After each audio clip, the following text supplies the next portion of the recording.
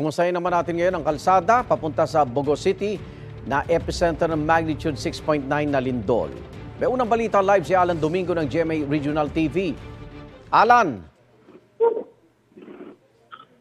Yes, Igan, hindi bababa sa 20 katao ang nagsawi sa pagyanig ng lindol sa Cebu pasado alas 9 kagabi. Napuruhan ang Northern Cebu kung saan nakapagtala ng 22 na casualty mula sa lungsod ng Bogo, bayan ng San Remigio at Pinilian. Base na din sa impormasyon na ibinigay ng Public Information Office ng Cebu Capital. Ang mga bangkay ay nakahilira ngayon sa labas ng Bogo Provincial Hospital. May mga nasugatan din na inaasikaso naman sa mga pagamutan. Samantala, nagdudot na malaking pinsala sa mga struktura at piniglas sa malumang gusali kabilang na mga simbahan na gumuho dahil sa lakas ng lindol. Agad naman nag-deploy ang Cebu Provincial medical team nag-asipiso sa mga nasugatan.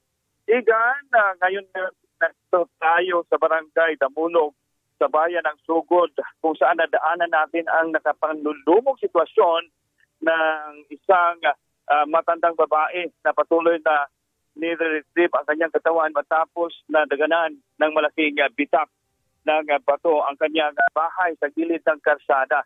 Ang naturang senior citizen ay 67 years old at nahirapan yung mga rescue na makuha ang kanyang katawan dahil pati ang kanyang katawan ay nagdaganan din sa bato na tumama sa kanyang bahay.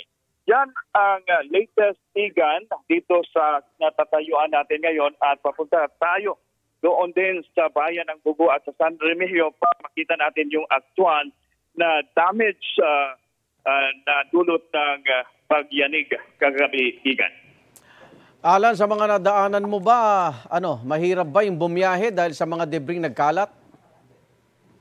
As of the moment, Igan, wala pa naman, passable pa naman ang mga kalsada dito sa bayan ng Sugod. Ito ang first na nadaanan natin na medyo mas malaki ang damage sa gilid ng kalsada. Pero base naman sa informasyon na nakuha natin sa Cebu Provincial Capital, passable yung daan papunta doon sa City of Bogo kung saan epicenter ng pagyanig, Igan.